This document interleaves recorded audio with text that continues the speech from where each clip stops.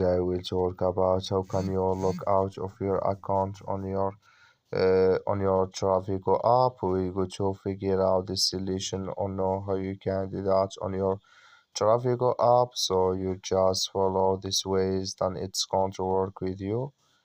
So you just follow these ways, then it's going to work with you. So all you have to do, so you just go down here, click here on settings, just click on it, come to this list here. So then all you have to do now, you just come here to log out, just click here on log out here.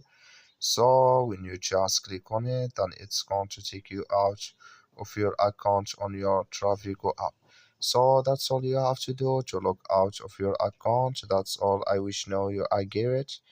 That's all. Thank you for your watching. Don't forget to support us by liking, subscribe.